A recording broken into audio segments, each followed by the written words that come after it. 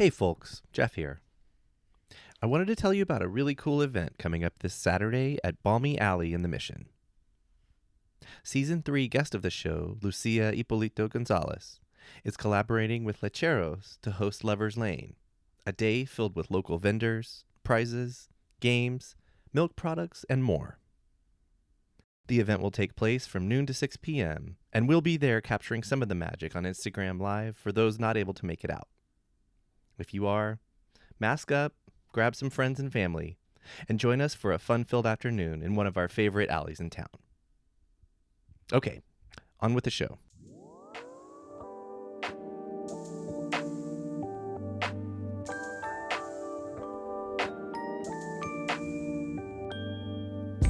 When I was a kid, I always heard that my mother's father, my grandfather, played sax. And so I wanted to play sax. And then, of course, my dad, like a lot of people in middle school, oh yeah, I played saxophone. You know, there was actually music programs everywhere, you know, where kids could learn and play music. And say, oh yeah, I played sax. So I've got this in my head. My dad and my maternal grandfather both played saxophone. So in grammar school, man, I was all over. I wanted to play the saxophone. So I still play today.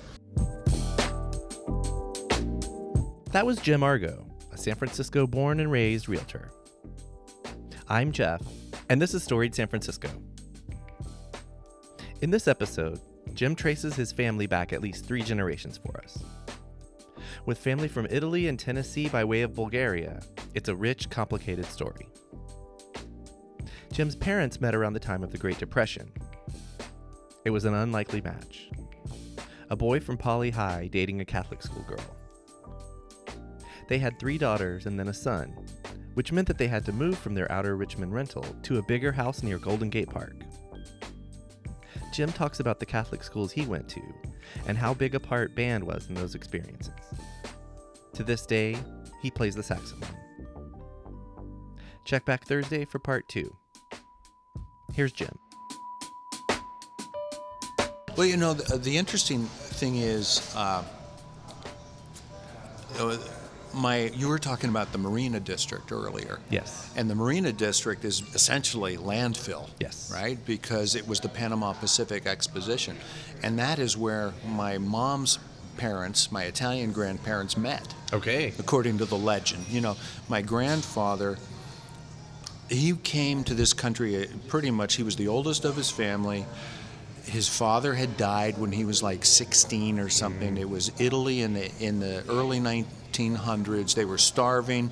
The Austro-Hungarian Empire was a mess over there, and Italy it was just people were starving. It was a hard time. So his mom scraped together whatever coins she could, buys him a suit, sews the money into a suit, and sends him off to America. Passage. To make money and send it back. Okay. Right? So he comes here.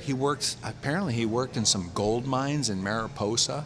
Interesting. Yeah, and comes to San Francisco, and he gets into the Italian community, which was pretty vibrant back then too. And some guy that he knew said, hey, if you buy the saxophone, I'll teach you, I'll give you lessons. That'll come up later. Well, in the early 1900s, concert orchestras, John Philip Sousa, marching bands, all that stuff was big. That was big stuff. And so he was part of a concert band playing baritone saxophone. Awesome. And that's where he met my grandmother.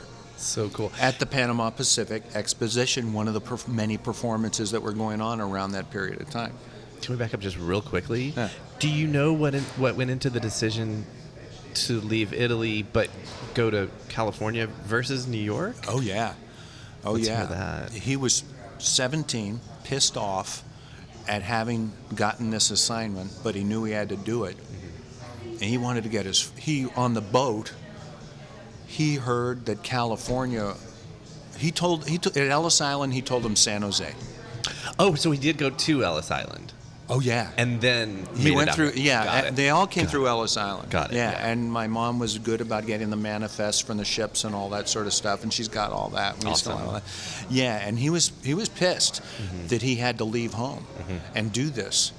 And he wanted to, so therefore, 17, he wanted to be as far away from Italy as possible. Okay. And he only went back one time. Wow. Okay. Did you grow up with this guy? Little bit, yeah. He passed when I was about 10. Okay, got it. Okay. So that's your mom's side. Yeah. And what was their name? The last name was Trevisan, which means around from Treviso. Yeah. Yeah. Definitely Italian. Yeah. Can we hear a little bit or a lot of your dad's side? They were interesting too. My dad he had one brother, and my uncle was the older brother. He was born in St. Louis. My dad was born in De Quincy, Louisiana, which is southwest Louisiana. Okay. His dad was a clerk for the railroad, and so they had several places that they'd live because he was moving around a bit. But my grandmother, my dad's mom, her mother and father split up. Okay. Because there was apparently a tryst that my great grandmother had. Okay. And so my great grandfather took the kids and left her. Mm-hmm. Interesting. And this is unusual. Very unusual. I mean, this is the late 1800s, and we're talking about Tennessee. Yeah. Scary. So my great grandmother is buried somewhere outside of Nashville. Okay. So the name Argo, if you chase it down, it's kind of a strange name. It's a great name to have if you're traveling around Greece, for sure. Okay. People sometimes think it's Italian, but it's not. But actually, it kind of goes somewhere around Switzerland, Scotland, England, and I have no idea. Maybe it was part of the diaspora of the people that were getting chased out of Greece by the Ottomans. And that's where you were from. Oh, there's your name. That sort of thing. The Argus Valley. There's a city called Argos. All that kind of stuff. But anyhow, so that side of the family goes back to the Revolutionary War. The Paynes, not Thomas Paine, but Robert Treat Paine, one of the signers. Okay. Apparently. That's his name? Treat Paine? Robert Treat Paine, yeah. And he wasn't a doctor. No, right? No. And it wasn't Trick or Treat Paine either. Right. But yeah, so those people go back there, and then that was my grandfather's side of the family, but his wife's side of the family, it was interesting. They were immigrants. Her grandparents were immigrants from Italy and Bulgaria, and they had the extremely poor timing of immigrating to the United States to be in Southeast Illinois at the time of the Civil War. Oh, okay. Shit luck. So right. I mean, so they had an interesting experience coming to America, right? Mm-hmm. And then one of their sons was my great grandfather, and he was the guy that he'd had a sawmill in somewhere in Missouri, and then one son was born in southern California, and he managed a plantation in Hawaii, and they came back, I know, on a steamship or a sailing steamship back in the time, kind of a clipper ship, I guess is what they were back in 1907, and saw the ruins of San Francisco in 1907. Right. We're gonna need a family tree, like a visual.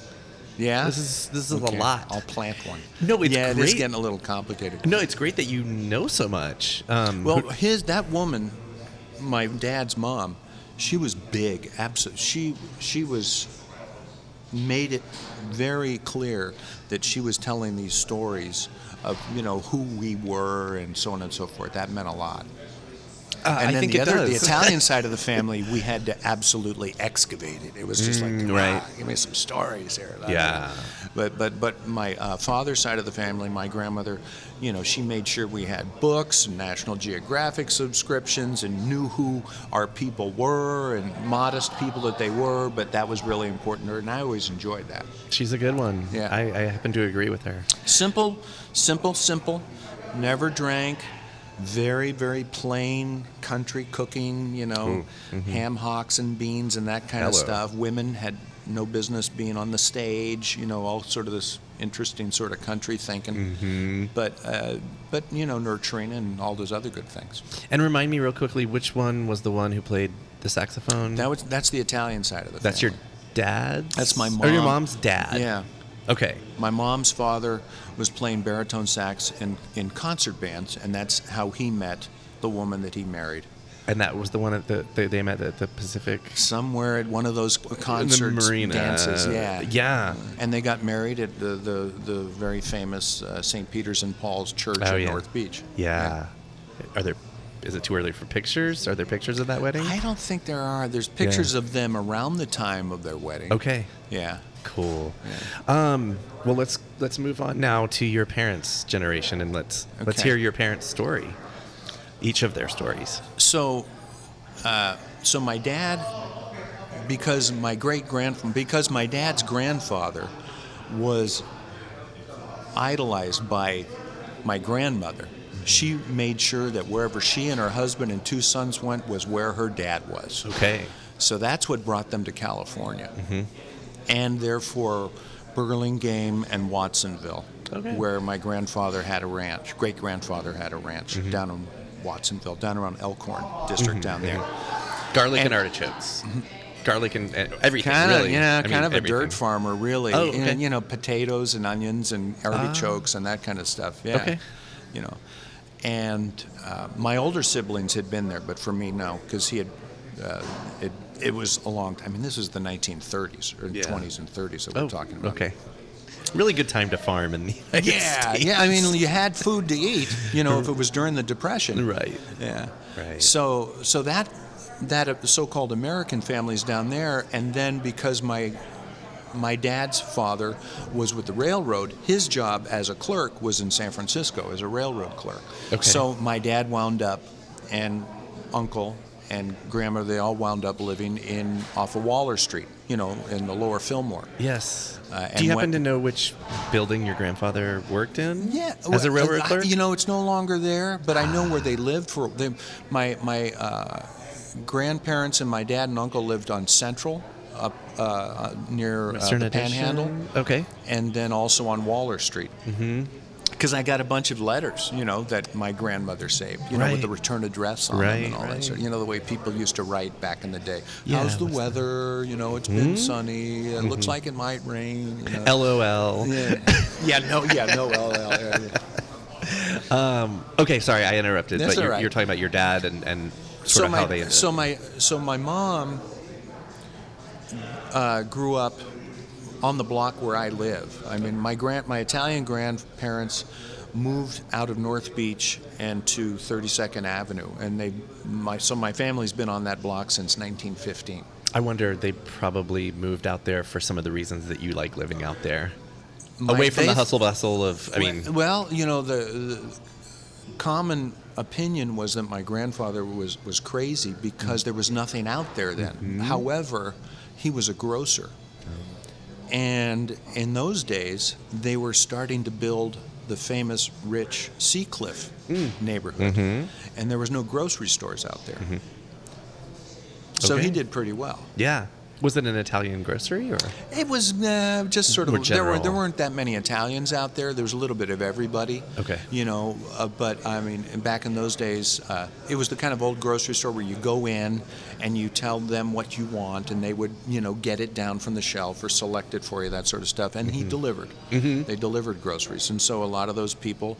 It was, you'd have somebody that was a banker or an attorney or somebody well off in civil service, and the husband would be downtown, and they'd deliver the groceries to the wife or the housekeeper or something like that in Seacliff.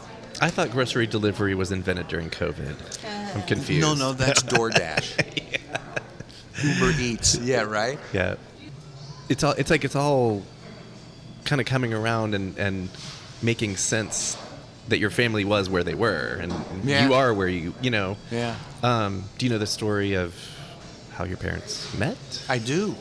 There was so the Italian side of the family, they were all Catholic. My dad's side of the family really weren't churched, but they were. If you would, they maybe were Baptist. Maybe. Okay. Maybe not even adherents, but if they had a faith. But my dad went to a pretty rough and tumble high school in San Francisco called Polytechnic. Oh, yeah. Which is right across the street from Kezar Stadium. Yeah. Right? Now it's a gymnasium. There's all that's left. But I remember my dad telling me the story. This is from the 30s. He graduated, I think, in 1936. So this is in the Depression. So these are all, you've got that classic first generation American, and the other one is the Depression era mentality, that sort of stuff. And I said, so what did Dad? What did the guys do when they graduated high school from Polly, as they called it? And they were all proud. They were Polly Parrots. That was the mascot, the parrot, the Polly Parrots. And he said, well, generally they either go into San Quentin or the police department. Oh, yeah. It was that kind of a school. There's a fork in the road, and Right. There's a fork in the road, Interesting. and some people took one, some people took the other. And which one did your dad take? He took he took the fire department. Oh, okay. Yeah. SFFD. Interesting. Was that his life? Like, did he do that Well, I mean, for a while, like for his career, or? Well, yeah, because he, back in the day, these are Depression era people, right?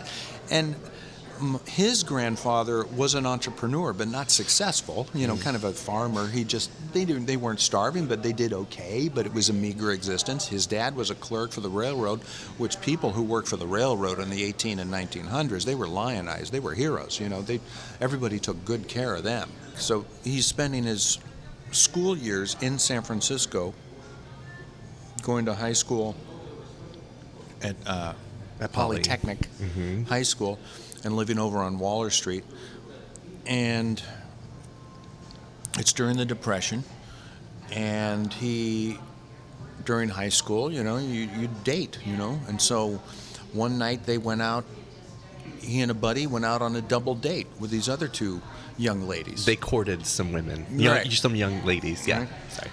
So one of the little stories within the stories of San Francisco is where the city is a city of villages, not as firmly developed as New York with all the boroughs and stuff, but it does have its neighborhoods, and we are really a city of neighborhoods.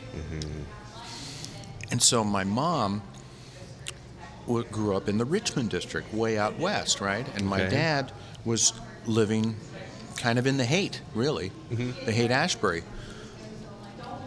And so he and another Cal Poly buddy went on this date with two women who were from a Catholic girls' school, and that's where my mom was going to school.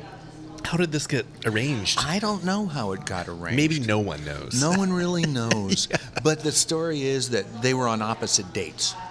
Right. They were paired not with each other. Correct. Okay. And that's how they met. Okay.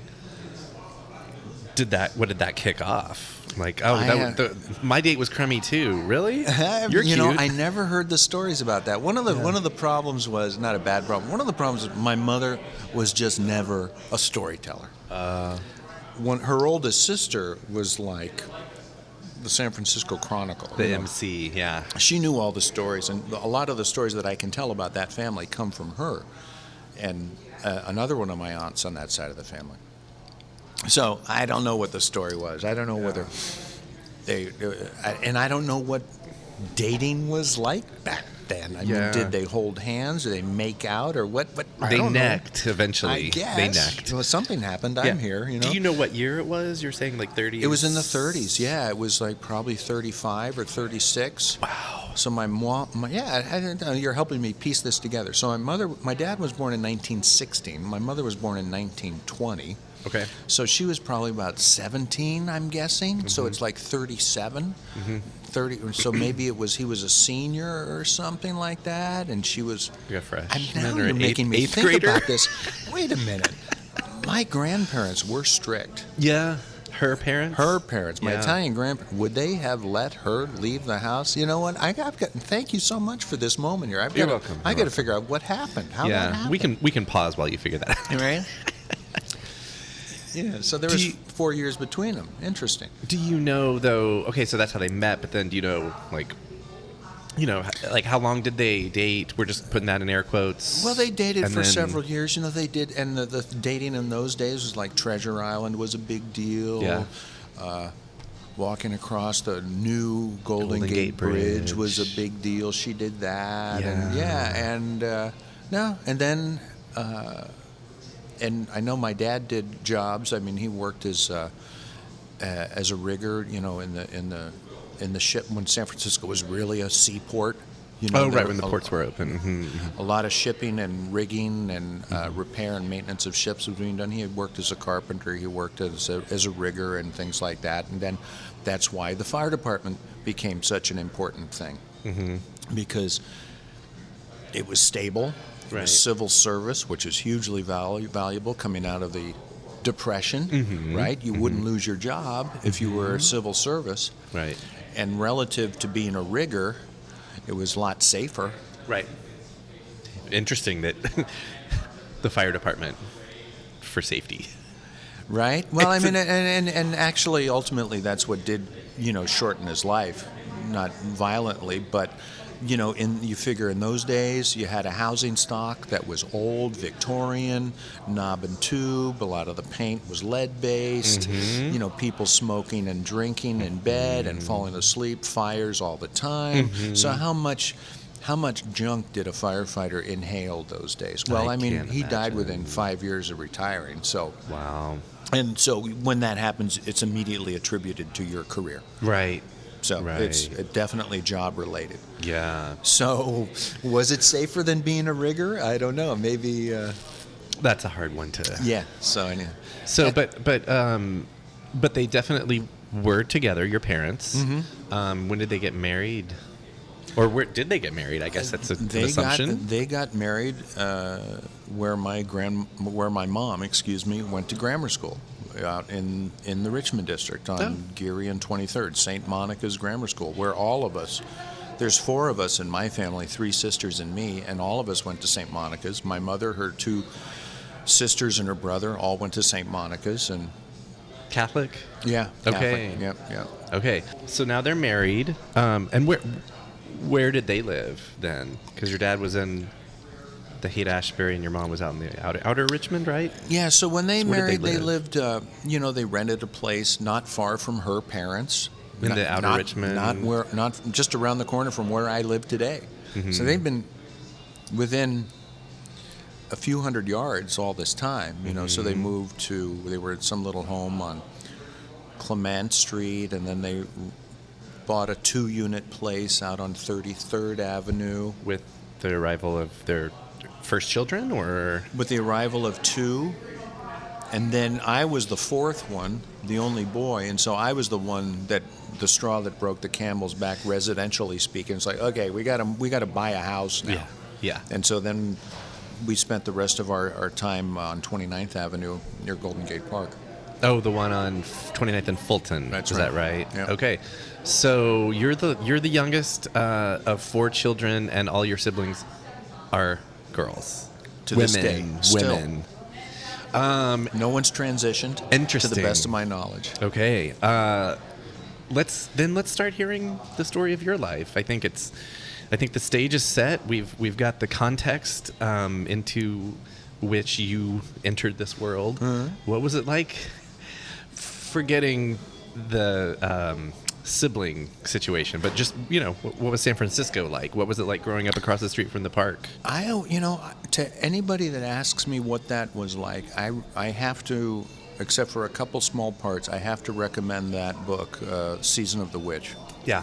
I really do. There's That's a couple when you parts grew that were weird, but I realized reading that book how sheltered my life was from what was going on at the time that our parents didn't tell us. Thanks, Mom and Dad. Well, the violence and Yeah. the zebra, the Zodiac, the crazy stuff that was going on. Yeah. We knew about the hippies and the Haight-Ashbury and all that sort of stuff. But there were some very interesting things. The politics that were going on. I was in college when the Jonestown Massacre took place, and when Moscone and Milk were murdered. That was all in the same year, right? Yeah, that was a wild year. 78? It was. That was a 77, 78 was a huge year for me because I was in college. Jonestown Massacre took place, and they're like, whatever. I don't know who these people are because I live in the avenues. I'm in the upper middle class neighborhood. What do I know? And then Moscone and Milk are assassinated. And saying, well, Moscone, good guy, but he was playing 3 sides against the middle. And the fellow that killed him, I've forgotten his name now. Dan White. Dan White. He was a little tightly wrapped product of the Irish Catholic community, delivered to San Francisco. And then Harvey was just basically the martyr. He was just leading the charge, and a lot of people don't like people that lead the charge. Right. And that's Right. and. Where did you go to college? I went to San Francisco State. I went to St. Monica's Grammar School, Sacred Heart High School, which is now Sacred Heart Cathedral, which was at that time almost all boys Christian Brothers School, Catholic Christian Brothers School. Still have good friends from those days. Those are some people you probably should meet too. Like for this podcast? Oh yeah. Okay. Oh yeah. Okay. There's a lot of stories there. And then 5 years at San Francisco State, a couple degrees, and the gulag is what I referred to San Francisco State. Some of the worst weather in the world. You know, it's just awful, windy and foggy. There's also a zoo out there. Like, what the hell, San Francisco? Yeah, but a great school. Very good school. I went there as well. It is the most common thread of all the guests on our show. Really? I would say something like 60-70% of our guests, and then myself. And one of my favorite moments in that period was I took a couple courses in BCA, in Broadcast Communication Arts, which was fun. Oh yeah, that was they call it Becca now, but Becca now. Oh, cool. Yeah. Okay. Anything from sort of pre-college or high school years? Like what kind of things were you doing outside of school? When I was a kid, I always heard that my mother's father, my grandfather, played sax. And so I wanted to play sax. And then, of course, my dad, like a lot of people in middle school, oh, yeah, I played saxophone. There was actually music programs everywhere, where kids could learn and play music. And say, oh, yeah, I played sax. So I've got this in my head. My dad and my maternal grandfather both played saxophone. So in grammar school, man, I was all over. I wanted to play the saxophone. So I still play today. And I have my grandfather's saxophone. Oh, that's so cool. Yeah. So cool. I mean, it's an antique. I mean, it's a serious, heavy, mechanically kind of clunky instrument. Is but it like beautiful. Spinal Tap where you're like, no, we don't even look at that one? No, it's actually, or do you play it's beautiful. No, I play it, but it's like driving a Model A. Yeah. Versus a Lexus or a Toyota or something. It doesn't have any of those creature comforts and mechanical things ergonomically that are friendly to the hands. But it sounds It's amazing. sweet. It's got a sweet sound. Yeah. It's got a sweet sound. But I figure it's kind of fun because that's probably what he was playing when he met my grandmother. Oh, yeah.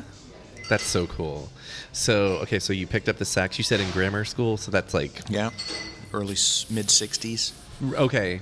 Yeah. But you were in maybe like 4th or 5th or 6th grade, something I was like in that? the 4th grade. 4th grade, okay. And back then, the nun was the music instructor. She wanted to get me on clarinet, but I had no idea of clarinet. Didn't want to play the clarinet. The boys that were also starting to play clarinet were kind of nerds. I thought, I don't want to play clarinet. Sax is cool. I want to play sax. And she goes, well, I want you to play clarinet. I said, I want to play the saxophone. Well, my parents were paying for lessons and the rental of the saxophone. So, she goes, okay, fine. And, of course, then I get into the orchestra.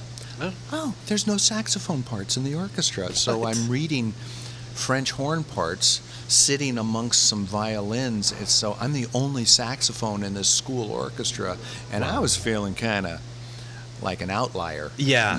Yeah. I'm reading parts that tonally, harmonically, I couldn't quite hear it. It was like a third French horn part or something like another. And so I had no idea what was going on. So I just kept chugging along, and then because I was young, with attitude about some things, I was uninvited from the orchestra. Okay. So I stopped playing saxophone for a couple years. But the one reason I went and I chose Sacred Heart High School was because they had a great music program.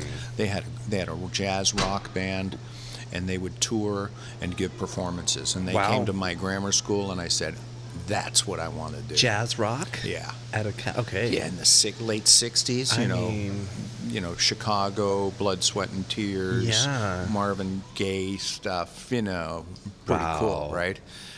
And you were into all that. You're like, hell yeah, sign me up. Are you kidding? Get me out of this orchestra with the violins and the and the flutes and all that sort of stuff. Yeah. And so I wound up kind of being a student director of the school band at Sacred Heart because the teachers that they had, they were generally professional musicians who would drag ass seriously to try to get there at 8 o'clock in the morning or 7:30 in the morning if they'd been playing. Because back in those days, they were gigging, you know, and back in those days you had a lot of working musicians.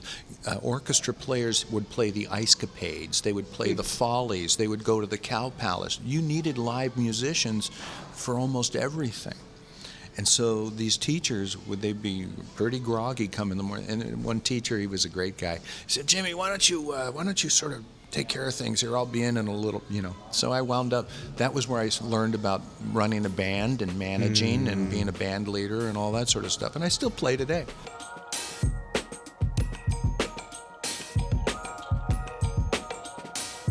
That was Jim Argo. Special thanks to friend of the show, Johnny Tripod, for connecting us with Jim. On the next episode of Storied San Francisco, Jim finishes the story of his life for us, including how he became a realtor. Part 2 drops Thursday wherever you listen to podcasts.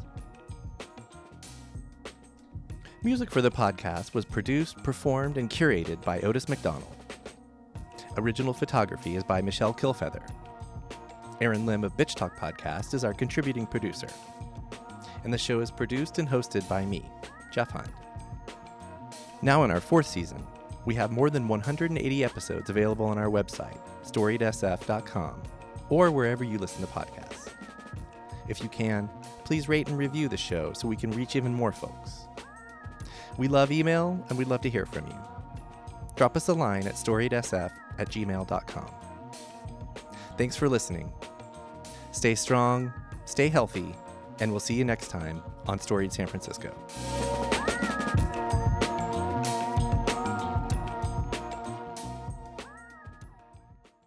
This podcast is a proud member of the BFF.FM podcast network. Learn more at podcasts.bff.fm. BFF.FM, best frequencies forever.